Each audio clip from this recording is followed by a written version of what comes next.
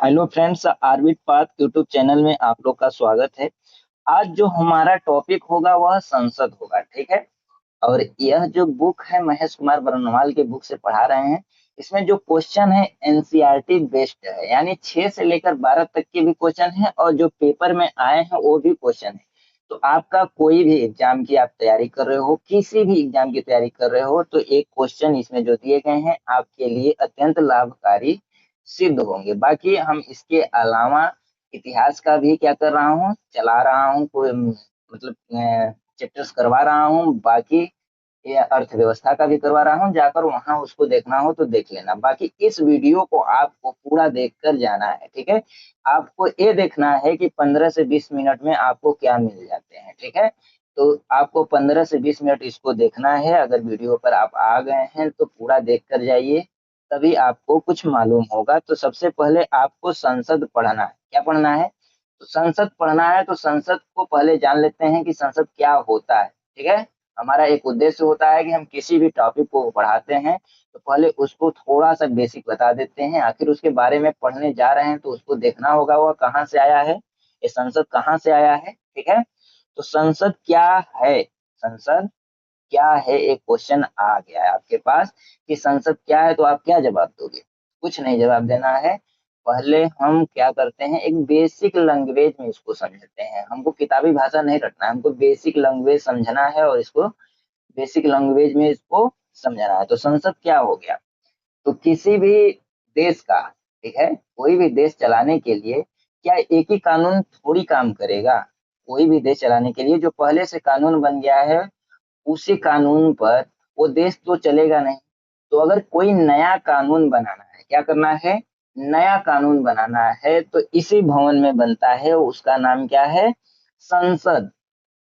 उसी भवन में बनता है, इसका नाम क्या है, संसद। और जो बनाते हैं इसमें, जो बैठकर बनाते हैं, जो व्यक्ति इसमें बैठकर बनाते हैं, जो व्यक्ति इसमें बैठकर बनाते हैं, उनका नाम क्या हो गया, सांसद।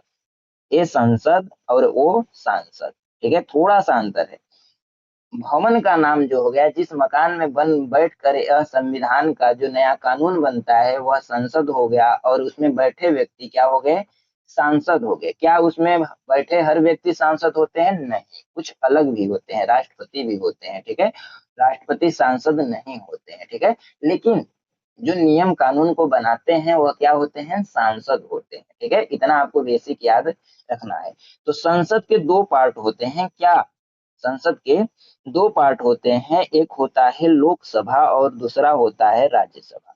एक होता है लोकसभा और दूसरा होता है राज्यसभा। इतना तो आपको जानना ही होगा, ठीक है। तो लोकसभा में जो बैठे लोग होते हैं वह भी सांसद होते हैं, राज्यपाल राज्यसभा में जो बैठे लोग होते हैं वह भी सांसद ही होते हैं, ठीक है। तो इतना आपको याद रखना है।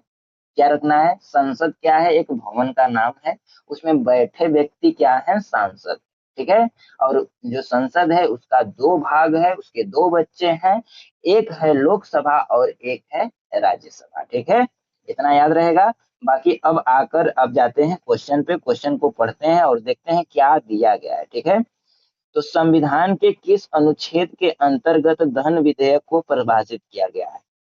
धन विधेयक यानी मनी बिल, जो मनी बिल संसद में पेश होता है वह किस अनुच्छेद के तहत होता है? तो अनुच्छेद 110। अनुच्छेद 110 को किसके अंतर्गत रख देंगे? Money bill. यानी मनी बिल का नाम आते ही आपको क्या करना है, अनुच्छेद 110 को याद रखना है, ठीक है। अनुच्छेद 110 को याद रखना है, मनी बिल। मनी बिल को कैसे याद रखेंगे? आपके पास मनी था 100 रुपए, ठीक है, कितने थे, 100 रुपए। हमने आपको 10 रुपए दे दिए और उसे आपने बिल में डाल दिया, ठीक है। तो कितना हो गया, 100 रुपए था, 110, 10 रुपए दे दिए, 110 रुपए हो गया। लेकिन आप 10 बिल में डाल दिए तो बिल क्या हो गया, मनी बिल हो गया, ठीक है। याद रखना है, ठीक है। अगला क्वेश्चन है, लोकसभा अध्यक्ष अपना त्याग पत्र किसे सौंपता है?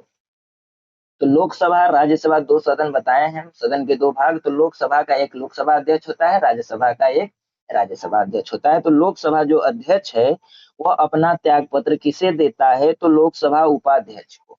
अगर अध्यक्ष होंगे तो उपाध्यक्ष भी होंगे, आप लोग पढ़कर ही आए होंगे।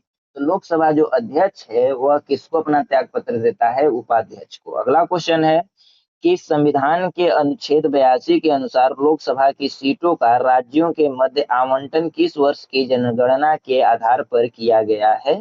तो वर्ष 1971 की जनगणना के आधार पर जो लोकसभा में सीटों का आवंटन हुआ है, जो लोकसभा में सीटों का आवंटन हुआ है वह किसके अनुसार किया गया है? वर्ष 1971।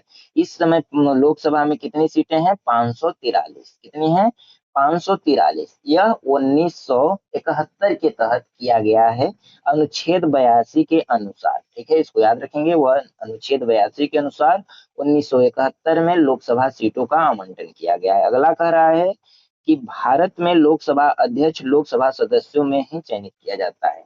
अगर किसी का अध्यक्ष बनाना है, ठीक है, किसी का अध्यक्ष बनाना है तो क्या करेंगे? उसके ही मेंबर्स क्या करेंगे? वोट करेंगे। तो वही बोल रहा है लोकसभा जो अध्यक्ष होते हैं वह लोकसभा सदस्यों द्वारा निर्वाचित होता है, चुना जाता है। ठीक है, अगला क्वेश्चन है कि राज्यसभा की एकांतिक शक्ति के अंतर्गत कौन सा अनुच्छेद आता है? तो अनुच्छेद 249। अनुच्छेद 249 का नाम सुनते ही आपको याद रखना है किसके बारे में? राज्यसभा के बारे में। ठीक है, आगे क्वेश्चन है कि संविधान की चौथी अनुसूची किस प्रकार के प्रावधान है? जो चौथी अनुसूची है, अनुसूचियां हमारे संविधान में कितनी है? टोटल 12। ठीक है, तो जो चौथी अनुसूची है, 1 2 3 4, चौथी अनुसूची किसके बारे में प्रावधान है? उसमें क्या लिखा गया है? तो राज्यसभा के स्थानों के आवंटन से संबंधित है। ठीक है, राज्यसभा के में स्थानों के आवंटन से संबंधित है, सीटों के आवंटन से संबंधित है। कौन सा अनुसूची? चौथी अनुसूची। तो अनुसूची पढ़ चुके हैं इसके पहले, उसका भी वीडियो आपको देख लेना है। अगला क्वेश्चन है लोकसभा में सदस्यों की अधिकतम संख्या कितनी हो सकती है? 552। तो लोकसभा में जो सीट हो सकते हैं, लोकसभा सदस्य सीट, वह 552 हो सकते हैं, लेकिन इस समय 543 ही है, इसको याद रखना है। ठीक है, आगे क्वेश्चन कह रहा है भारतीय संविधान के अंतर्गत संसद के सदस्यों को विशेषाधिकार तथा उन्मुक्तियों का कौन सा एक प्रावधान निर्धारित करता है? अनुच्छेद 105। ठीक है, अनुच्छेद 105 क्या करता है? संसद के विशेषाधिकारों के बारे में बताता है। बस इतना आपको याद रखना। जो संसद के विशेषाधिकार तथा उन्मुक्तियां के बारे में बताता है वह अनुच्छेद 105 है। 105 को हमको जाने नहीं देना है, वह हमारे लिए विशेष क्या है? विशेष, हमारे संसद के लिए विशेष है। ठीक है, आगे क्वेश्चन है लोकसभा और राज्यसभा की गणपूर्ति सदन की कुल सदस्य संख्या के 1/10 होती है। ठीक है, गणपूर्ति के बारे में अगर बात कर दे, गणपूर्ति शब्द जहां भी आ जाए, कोरम शब्द, गणपूर्ति शब्द जहां भी आ जाए, वहां हमको 1/10 ही रखना है। ठीक है, इतना याद रखेंगे, हमारा क्वेश्चन होता जाएगा। ठीक है, आगे क्वेश्चन कह रहा है कि राज्यसभा का सदस्य बनने के लिए न्यूनतम आयु कितनी है? तो 30 वर्ष है। कितनी है? 30 वर्ष है। ठीक है, राज्यसभा का सदस्य बनने के लिए न्यूनतम आयु जो है वह 30 वर्ष है। किसकी किसकी 30 वर्ष होती है इसको देख लेते हैं, यह क्वेश्चन आता है। तो राज्यसभा का जो सदस्य है वह 30 वर्ष होता है, और राज्यों में विधान परिषद का जो सदस्य होता है, विधानसभा विधान परिषद राज्यों में होती है, तो विधान परिषद का जो सदस्य होता है वह भी कितना वर्ष का होता है? 30 वर्ष होता है। अगर 35 वर्ष की बात करें, 35 वर्ष की बात करें तो कौन कौन होता है? राज्यपाल होता है, और कौन होता है? राष्ट्रपति होता है, और कौन होता है? उपराष्ट्रपति होता है। यह कितने वर्ष के होते हैं? 35 वर्ष में इनका निर्वाचन होता है, यानी चुने जाते हैं 35 वर्ष में। इसको याद रखना है आपको। बाकी जो संसद के सदस्य हुए, प्रधानमंत्री हो चाहे मुख्यमंत्री हो, संसद के सदस्य हुए मतलब कि लोकसभा के सदस्य हुए, और विधानसभा के जो सदस्य हुए, या किसी पंचायत में जो सदस्य हुए, कितने के वर्ष के होते हैं? 25 वर्ष के होते हैं, उसको भी याद रखना है आपको। ठीक है, आगे क्वेश्चन कह रहा है कि राज्यसभा क्या बोल रहा है कि राज्यसभा की अधिकतम निर्धारित सदस्य संख्या कितनी है? 250। कितनी है? 250। ठीक है, इस समय कितनी सीट है? 243। इसको भी याद रखना है आपको। ठीक है, आगे क्वेश्चन है कि संसद के किस सदन का अध्यक्ष उसका सदस्य नहीं होता है? तो राज्यसभा का जो सदस्य है, क्या बोला? संसद के किस सदन का अध्यक्ष, मतलब राज्यसभा का जो अध्यक्ष होता है, ठीक है, राज्यसभा का जो अध्यक्ष होता है यानी सभापति होता है वह सदन का सदस्य नहीं होता है। ठीक है।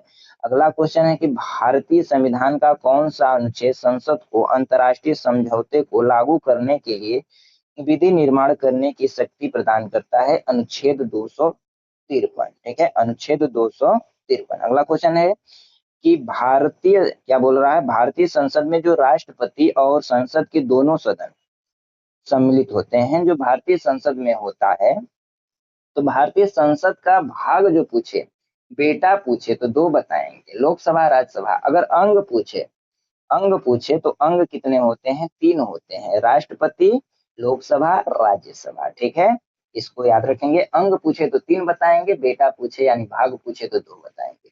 आगे क्वेश्चन है कि लोकसभा में राज्यवार सीटों का आवंटन सन 1971 जनगणना पर आधारित है, यह निर्धारण किस वर्ष किया गया तक यथावत है? यानी जो 1971 की जनगणना हुई थी उस पे राज्यसभा में मतलब लोकसभा में सीटों का आवंटन किया गया, राज्यसभा में सीटों का आवंटन किया गया, लोकसभा में सीटों का आवंटन किया गया लोकसभा में, तो वह कब तक वैलिड रहेगा? वर्ष 2026 तक, वर्ष 2026 तक। आगे क्या दिया है इसको भी देख लेते हैं। ये अनुच्छेद है तो इसको एक बार सुन लेते हैं, बाकी आपको देख लेना है। अनुच्छेद तो रटवाएंगे नहीं इसमें। 79 में संसद का गठन है, 80 में राज्यसभा की संरचना, 81 में लोकसभा की संरचना, 82 में प्रत्येक जनगणना के पश्चात पुनः समायोजन। इसको आपको पढ़ लेना है क्योंकि इसमें हम क्वेश्चन नहीं करवा सकते हैं। ठीक है, आपको क्वेश्चन करवाने आए हैं। ठीक है, अगला क्वेश्चन है लोकसभा के सदस्यों की संख्या 525 से बढ़कर 545 किस संविधान संशोधन द्वारा कर दी? यानी पहले जो संविधान में लोकसभा सीट थे कितने थे? 525 थे, लेकिन उसे बढ़ाकर 545 किस संशोधन के तहत कर दिया गया? 31वां संविधान संशोधन के तहत, 31वां संविधान संशोधन के तहत। आगे क्वेश्चन है लोकसभा को कार्यकाल पूरा होने के पहले किसके द्वारा भंग किया जा सकता है? तो प्रधानमंत्री की अनुशंसा पर राष्ट्रपति के द्वारा। अगर लोकसभा को कार्यकाल के पहले भंग करना है तो कैसे करेंगे? प्रधानमंत्री क्या करेगा? अनुशंसा करेगा, यानी राष्ट्रपति को तेल लगाएगा। तेल नहीं लगाना है यार, तेल थोड़ी लगाएगा, प्रधानमंत्री सर्वे सर्वा होता है, बस कह देगा, राष्ट्रपति क्या कर देगा? भंग कर देगा। अगला क्वेश्चन है किस राज्य में लोकसभा में अनुसूचित जनजातियों के लिए सर्वाधिक सीटें आरक्षित हैं? तो अनुसूचित जनजाति क्या होता है? शेड्यूल कास्ट, तो जिसे कहते हैं, के लिए सर्वाधिक सीटें आरक्षित हैं मध्य प्रदेश में। कहा? मध्य प्रदेश में। अगला क्वेश्चन, लोकसभा का कार्यकाल आपातकाल की घोषणा के दौरान एक बार में 1 वर्ष तक के लिए बढ़ाया जा सकता है। आगे क्वेश्चन है कि आगे क्या क्वेश्चन बोल रहा है कि लोकसभा में 2 आंग्ल भारतीय सदस्य कौन मनोनीत करता है? तो भारत का राष्ट्रपति करता था, अब नहीं करता है, अब समाप्त कर दिया गया है। ठीक है, तो जो पूछ लेगा क्वेश्चन तो पूछ ही लेगा कि जो भारत में लोकसभा जो भारत में आंग्ल भारतीय 2 सीट थे वह कौन मतलब उसे कौन चयनित करता था, मनोनीत करता था? तो राष्ट्रपति। अगला क्वेश्चन है लोकसभा चुनाव में निर्वाचित होने के लिए किस व्यक्ति की न्यूनतम आयु कितनी निर्धारित की गई? तो लोकसभा में जो सदस्य होते हैं वह कितने वर्ष के होते हैं? तो 25 वर्ष के होते हैं, उनकी न्यूनतम आयु 25 वर्ष की थी। अगला क्वेश्चन है लोकसभा की वर्तमान सदस्य संख्या 545 नहीं 543 है, वह क्यों? क्योंकि यह 2 क्या हो गए हैं? आंग्ल भारतीय समाप्त कर दिए गए हैं। ठीक है, तो 545 की जगह 543 होंगे। ठीक है, अगला क्वेश्चन है लोकसभा व राज्यसभा के सर्वाधिक प्रतिनिधि भारत के किस राज्य से आते हैं? तो उत्तर प्रदेश से। उत्तर प्रदेश में लोकसभा सीट सर्वाधिक है, कितनी है? 80। वहीं राज्यसभा भी सीट सर्वाधिक है।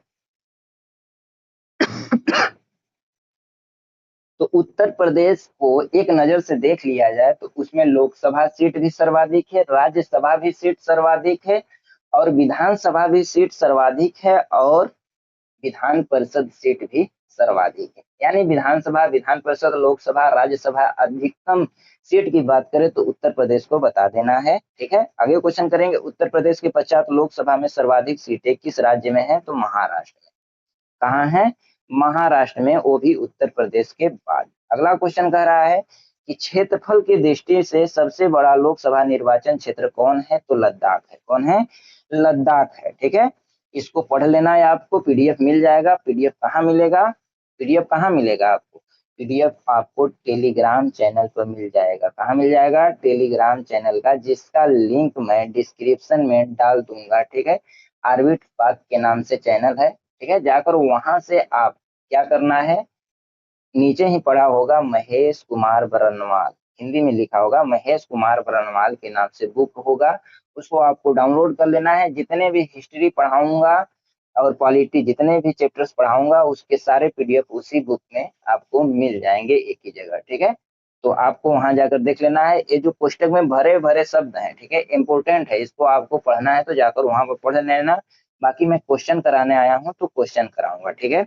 आगे जो क्वेश्चन है उसको देखना है आपको, कि परिसीमन के पश्चात उत्तर प्रदेश में मतदाताओं की संख्या की दृष्टि से सबसे बड़ा लोकसभा क्षेत्र कौन है? तो उन्नाव। क्या बोला? कि परिसीमन के पश्चात उत्तर प्रदेश में मतदाताओं की संख्या की दृष्टि से, यानी मतदाता कहाँ सबसे अधिक है? सबसे अधिक तो उत्तर प्रदेश में है, लेकिन उसके बाद कहाँ है? तो उन्नाव में। अगला क्वेश्चन है कि लोकसभा का पहला आम चुनाव किस वर्ष हुआ था? तो पहला आम चुनाव की बात करें तो वह हुआ था 25 अक्टूबर 1951 से 21 फरवरी 1952 के मध्य हुआ था। अगला क्वेश्चन है, यदि लोकसभा के सभी सदस्य बहुमत से संकल्प पारित कर दे तो लोकसभा अध्यक्ष को उसके कार्यकाल की समाप्ति के पूर्व हटाया जा सकता है। अगर लोकसभा, क्या बोल रहा है, लोकसभा का अध्यक्ष को उसके कार्यकाल की अवधि के पूर्व हटाना है तो क्या करना होगा? लोकसभा के सभी सदस्य क्या करना होगा? बहुमत से उसे पारित करना पड़ेगा विधेयक। बहुमत से क्या करना पड़ेगा? पारित करना पड़ेगा, ठीक है। अगला कौन रहा है कि एक वर्ष में लोकसभा के कम से कम कितने सत्र बुलाए जाते हैं? तो 2 सत्र बुलाया जाता है। एक वर्ष में 2 सत्र बुलाया जाता है। अगला क्वेश्चन है कि लोकसभा में बिहार को आवंटित सीटें कितनी, किन 2 राज्यों को आवंटित सीटों के योग के बराबर है? फालतू का क्वेश्चन है, ऐसा क्वेश्चन नहीं आएगा, इसको याद मत रखो, ठीक है। अगला क्वेश्चन है, राज्यसभा के सदस्य का कार्यकाल कितने वर्ष का होता है? तो 6 वर्ष का होता है। राज्यसभा के जो सदस्य हैं उनका कार्यकाल 6 वर्ष होता है। क्या होता है? 6 वर्ष होता है। और प्रत्येक 2 वर्ष में 1/3 सदस्य, प्रत्येक 2 वर्ष में 1/3 सदस्य निलंबित हो जाते हैं और नए आ जाते हैं, ठीक है।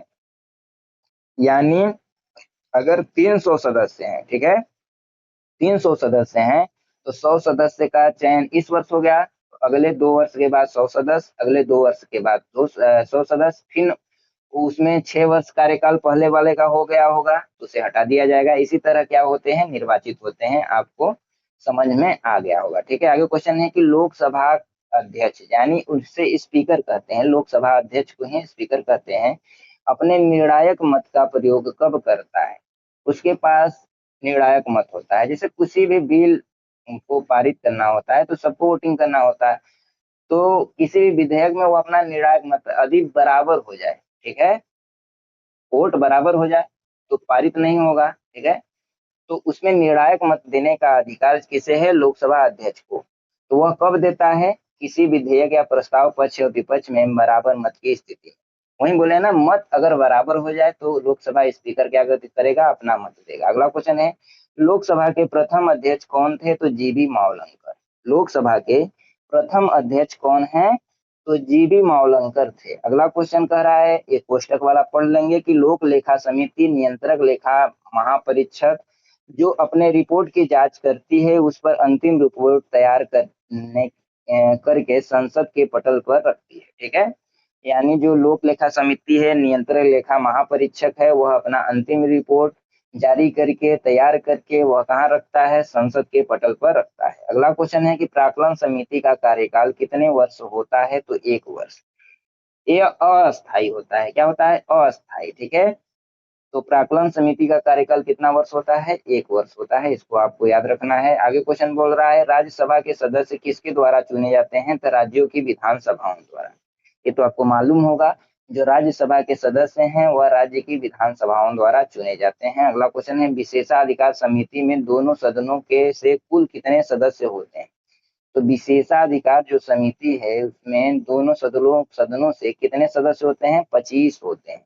लोकसभा से 15, राज्यसभा से 10। लोकसभा से 15, राज्यसभा से 10। केवल लोकसभा से कहा जाए तो लोकसभा से केवल अगर केवल होंगे तो 30 होंगे, लेकिन दोनों से होंगे तो कितने होंगे? लोकसभा से 15, राज्यसभा से 10। ठीक है। आगे कह रहा है संसद में जो सरकारी विधेयक है, गवर्नमेंट बिल है, मंत्री द्वारा लाया जाता है। ठीक है। जबकि गैर सरकारी जो विधेयक है वह मंत्री के अतिरिक्त कोई भी सदस्य ला सकता है। ठीक है। तो जो सरकारी विधेयक है वह केवल मंत्री ही पेश करेगा संसद में, लेकिन गैर सरकारी जो विधेयक है वह कोई भी मंत्री कर सकता है। आगे क्वेश्चन है, बस थोड़ा सा क्वेश्चन और है, देख लेते हैं। बस थोड़ा सा क्वेश्चन है, इसको देख लेते हैं, जल्दी जल्दी थोड़ा देख लेते हैं। क्या कहते हो दोस्त? थोड़ा जल्दी जल्दी देख लेते हैं क्योंकि थोड़ा क्वेश्चन है और आपका समय हो चुका है 18 मिनट। ठीक है। तो आपको देखना है जल्दी जल्दी। आगे क्वेश्चन कर रहा है राष्ट्रपति द्वारा राज्यसभा में कितने व्यक्ति मनोनीत किए जाते हैं? 12। कितने? 12 किए जाते हैं राष्ट्रपति द्वारा राज्यसभा में। अगला क्वेश्चन है राज्यसभा के लिए नामांकित होने वाली प्रथम अभिनेत्री कौन थी? तो नरगिस दत्त राज्यसभा सदस्य, यानी जो प्रथम अभिनेत्री राज्यसभा में क्या हुई, नामांकित हुई, वह नरगिस दत्त थी। अगला क्वेश्चन है लोकसभा की प्रथम महिला अध्यक्ष कौन है? तो मीरा कुमार। प्रथम महिला अध्यक्ष कौन है? मीरा कुमार, उसको याद रखेंगे। आगे क्वेश्चन कह रहा है वे प्रथम लोकसभा अध्यक्ष कौन थे जिनके विरुद्ध लोकसभा में अविश्वास प्रस्ताव लाया गया था? तो जीबी मावलंकर। तो वे प्रथम लोकसभा अध्यक्ष हो गए कौन? जीबी मावलंकर, जिनके विरुद्ध अविश्वास प्रस्ताव लाया गया। अगला क्वेश्चन है लोकसभा का सचिवालय किसके नियंत्रण में होता है? लोकसभा अध्यक्ष के नियंत्रण में होता है। अगला क्वेश्चन है भारतीय राजनीतिक व्यवस्था में कौन सर्वोच्च है? तो संविधान सर्वोच्च है। जो भारत की राजनीतिक व्यवस्था चलती है उसमें संविधान को सर्वोच्च माना गया है। ठीक है। अगला क्वेश्चन है भारत की संचित निधि पर कौन सा व्यय भारित होता है? तो भारत के प्रधानमंत्री के वेतन और भत्ते। ठीक है। संचित निधि से क्या मिलता है? भारत के प्रधानमंत्री व्यय भारित नहीं होता है, तो संचित निधि से भारत का व्यय भारित नहीं होता है। भारत के प्रधानमंत्री के वेतन और भत्ते संचित निधि से नहीं दिए जाते हैं, यही कह रहा है। अगला क्वेश्चन है कि धन विधेयक संसद के किस सदन में पुनः स्थापित किया जाता है? तो केवल लोकसभा में। किसमें? लोकसभा में इंट्रोड्यूस, पुनः स्थापित का मतलब इंट्रोड्यूस्ड किया जाता है। इंट्रोड्यूस यानी उसका परिचय दिया जाता है किसमें? लोकसभा में। कौन से विधेयक को? धन विधेयक को। केवल किसमें दिया जाता है? लोकसभा में। अगला क्वेश्चन है धन विधेयक राज्य विधानमंडल के किस सदन में प्रस्तुत किया जा सकता है? केवल विधानसभा में। ठीक है। केवल विधानसभा में। राज्य विधानमंडल में की बात करें तो विधानसभा में, और देश की बात करें तो लोकसभा में। अगला क्वेश्चन है बजट की रूपरेखा किस विभाग के द्वारा तैयार किया जाता है? तो आर्थिक कार्य विभाग द्वारा। किसके द्वारा? आर्थिक कार्य विभाग द्वारा। अगला क्वेश्चन है करों और सरकारी कामकाज के निर्वाह में हुई अन्य प्राप्तियों से संघीय सरकार को प्राप्त होने वाला राजस्व किस निधि में जमा होता है? तो भारत की संचित निधि में। किस निधि में? भारत की संचित निधि में। अगला क्वेश्चन है आर्थिक सर्वेक्षण प्रति वर्ष संसद में कब प्रस्तुत किया जाता है? तो आर्थिक सर्वेक्षण जो है प्रति वर्ष संसद में कब प्रस्तुत किया जाता है? आगामी वर्ष के बजट के प्रस्तुतिकरण से पूर्व। ठीक है। जैसे आगामी बजट फरवरी में बजट प्रस्तुत होता है, तो अगला जो बजट आएगा उसके पूर्व आर्थिक सर्वेक्षण क्या किया जाएगा? प्रस्तुत किया जाएगा। अगला क्वेश्चन है कोई विधेयक धन विधेयक है अथवा नहीं है, इसका निर्णय कौन करता है? ये क्वेश्चन कई बार पेपर में आ चुका है, इसको याद रखेंगे। कोई विधेयक धन विधेयक है या नहीं है, उसका निर्णय लोकसभा अध्यक्ष करता है। ठीक है। अगला कह रहा है भारत की संचित निधि से धन निकालने का अधिकार केवल संसद को है। ठीक है। अगर संचित निधि से पैसा कोई निकालेगा तो वो कौन है? संसद है। अगला क्वेश्चन है लेखानुदान संघ सरकार को किस प्रकार की अनुमति प्रदान करता है? लेखानुदान 116 में है। लेखानुदान आर्टिकल 116 में है। लेखानुदान संघ सरकार की किस प्रकार की अनुमति प्रदान करता है? तो निश्चित अवधि के लिए भारत संचित निधि से धन निकालने की और क्या करता है? अनुमति देता है। कौन? लेखानुदान। तो भारत सरकार को निश्चित समय के लिए संचित निधि से धन निकालने का जो अधिकार देता है, अनुमति देता है, वह कौन है? लेखानुदान है। लेखा अनुदान है। ठीक है। आगे क्वेश्चन कह रहा है कि प्राक्कलन समिति संसद के किस सदन के सदस्यों से गठित की जाती है? लोकसभा के सदस्यों द्वारा। ठीक है। प्राक्कलन समिति किसके द्वारा गठित किया जाता है? लोकसभा के सदस्यों द्वारा। अगला क्वेश्चन है कोई भी कानूनी विधेयक संसद के किस सदन में प्रस्तुत किया जा सकता है? तो किसी भी सदन में। अगर कोई भी कानूनी विधेयक है वह किस सदन में पेश किया जाएगा? तो चाहे लोकसभा हो चाहे राज्यसभा हो, कोई भी सदन में पेश किया जाएगा। आगे क्वेश्चन कह रहा है भारतीय संसद के दोनों सदनों की संयुक्त बैठक साधारण विधेयक तथा वित्त विधेयक दोनों के संबंध में हो सकती है। अगला क्वेश्चन है संसद के दो सत्रों के मध्य अधिकाधिक अंतराल कितना होना चाहिए? 6 महीना। कितना? 6 महीना। अगला क्वेश्चन है आकस्मिक निधि को राष्ट्रपति कैसे व्यय कर सकते हैं? तो बिना संसदीय स्वीकृति के। बिना संसदीय स्वीकृति के आकस्मिक निधि को क्या कर सकते हैं? राष्ट्रपति व्यय कर सकते हैं। अगला क्वेश्चन है कि लोकसभा में विधेयक पर आम बहस किसके वाचन में होता है? तो द्वितीय वाचन में होता है। तो आम बहस किसके वाचन पर होता है? द्वितीय वाचन पर। अगला क्वेश्चन है कि कटौती प्रस्ताव को और किस नामों से जाना जाता है? जो कटौती प्रस्ताव लाया जाता है संसद में वह उसको और किस नामों से जाना जाता है? तो समापन प्रस्ताव। समापन प्रस्ताव। अगला क्वेश्चन है यदि कोई धन विधेयक लोकसभा द्वारा स्वीकृत कर दिया जाए, ठीक है, तो राज्यसभा इसे अधिक से अधिक कितनी अवधि तक रोज रोक सकता है? अगर कोई धन विधेयक भारतीय संसद में पेश होता है और लोकसभा उसे पारित कर दे और फिर राज्यसभा में चला जाए तो राज्यसभा उसे कितने दिन तक अधिक से अधिक रख सकता है? तो 14 दिन तक, ठीक है। उसके बाद उसे पास करना ही होगा, चाहे अनुमति हो चाहे न हो। अगला क्वेश्चन है यदि वार्षिक संघीय बजट लोकसभा द्वारा पारित न हो तो प्रधानमंत्री तथा मंत्रिपरिषद सहित त्याग पत्र दे देता है, ठीक है। तो वार्षिक संघीय बजट यदि लोकसभा द्वारा न पास हो, ठीक है, तो क्या होना पड़ता है? प्रधानमंत्री को मंत्रिपरिषद सहित क्या करना पड़ेगा? त्याग पत्र देना पड़ेगा। अगला क्वेश्चन है लोकसभा तथा राज्यसभा के संयुक्त अधिवेशन की अध्यक्षता कौन करता है? लोकसभा अध्यक्ष। इसको याद रखेंगे। अगर लोकसभा तथा राज्यसभा का संयुक्त अधिवेशन हो गया, दोनों की संयुक्त बैठक हो गई, उसकी अध्यक्षता करता है लोकसभा अध्यक्ष करता है, ठीक है। आगे क्वेश्चन देखेंगे कि संसद की किस समिति में राज्यसभा का प्रतिनिधित्व नहीं होता है? तो प्राक्कलन समिति में राज्यसभा का प्रतिनिधित्व नहीं होता। अगला क्वेश्चन है अंतर्राष्ट्रीय संधियों को भारत के किसी भाग अथवा संपूर्ण भारत में लागू करने के लिए संसद कोई भी कानून बना सकती है तो बिना किसी राज्य की सहमति से, ठीक है। अंतर्राष्ट्रीय संधियों को अगर भारत में लागू करना हो, ठीक है, तो उसे संसद कानून बना सकती है बिना किसी राज्य की अनुमति से। यही क्वेश्चन कर रहा है। अगला क्वेश्चन है कि भारतीय संसद किसके माध्यम से प्रशासन पर नियंत्रण करती है? तो संसदीय समितियों के माध्यम से। संसदीय समितियों के माध्यम से, ठीक है। आगे क्वेश्चन क्या कह रहा है? 10 क्वेश्चन और हैं, उसको देख लेते हैं, उसको नहीं देखेंगे।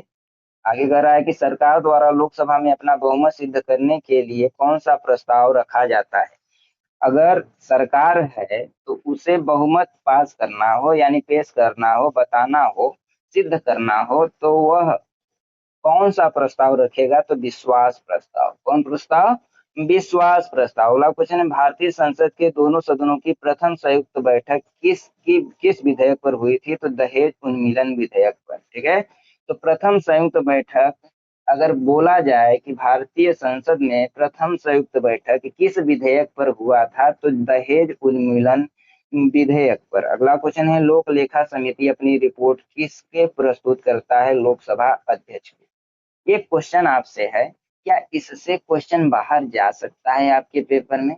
बस इसका उत्तर आपको कमेंट बॉक्स में देना है, ठीक है।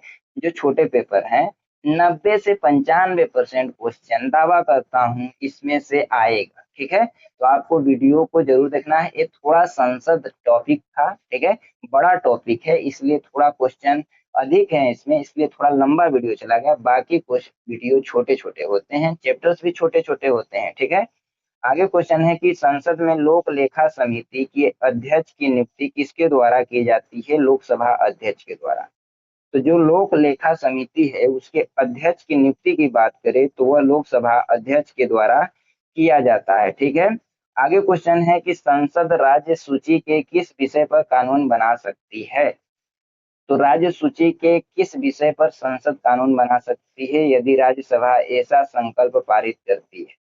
यदि राज्यसभा ऐसा संकल्प पारित करती है कि राज्य जो देश है इस पर कानून बनाए तो क्या करेगा?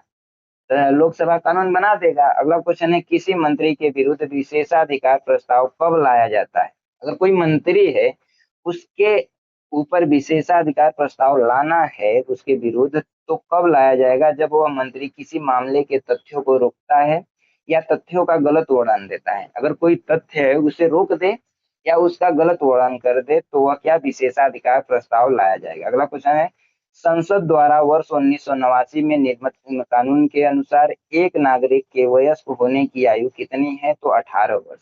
कितनी है? 18 वर्ष। अगला क्वेश्चन है, लोकसभा में शून्यकाल की अवधि अधिक से अधिक कितनी हो सकती है? 1 घंटा। जो शून्यकाल की अवधि है वह कितने समय होती है? 1 घंटा। और एक क्वेश्चन आता है, जो शून्य काल है, जीरो हावर है, यह किसने दिया भारत में? भारतीय संसद में जो जीरो हावर शब्द है वह किसने दिया? तो भारतीय मीडिया ने। कौन दिया?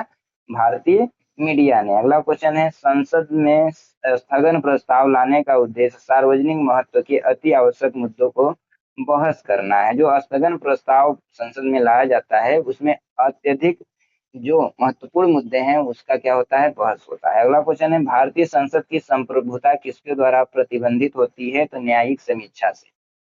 जो भारतीय संसद है उसकी संप्रभुता किसके द्वारा प्रतिबंधित है? तो न्यायिक समीक्षा से। अगला क्वेश्चन है, संसदीय व्यवस्था में शून्यकाल किस देश की देन है? तो भारत की। ठीक है, किस देश की देन है? तो भारत की। अगला क्वेश्चन है, संसद की कार्यवाही का प्रथम घंटा क्या कहलाता है? तो प्रश्नकाल कहलाता है। संसद जब कार्यवाही के लिए बैठती है, जैसे हम लोग स्कूल में जाते हैं, ठीक है, और बैठते हैं, पहली घंटी लगती है, मैथ चालू, सामाजिक विज्ञान चालू, हिंदी चालू, तो इन लोगों का क्या चालू होता है? प्रश्नकाल चालू हो जाता है। क्या हो जाता है? प्रश्नकाल चालू हो जाता है। अगला जो दे रहा है कि लोक लेखा समिति में कुल 22 सदस्य होते हैं, जिनमें लोकसभा से 15 और राज्यसभा से 7 होते हैं। ठीक है, इसको भी याद आपको रख लेना है। बाकी आज के लिए बस इतना है। टॉपिक बड़ा था, बड़ा हो गया। ठीक है, क्या बड़ा हो गया भाई? वीडियो बड़ा हो गया। तो आपको क्या करना है, अगला टॉपिक पढ़ना है सर्वोच्च न्यायालय, तो इसमें भी आपको आना है। ठीक है दोस्तों, और आप अगर नए हो तो वीडियो को सब्सक्राइब कर दीजिए। ठीक है, वीडियो अच्छा लगे तो लाइक कर दीजिए। अगर कुछ सुझाव देना है तो कमेंट कर दीजिए। दोस्तों के पास भी भेजना है तो शेयर कर दीजिए। बाकी तो सब मिलेगा ही। धन्यवाद।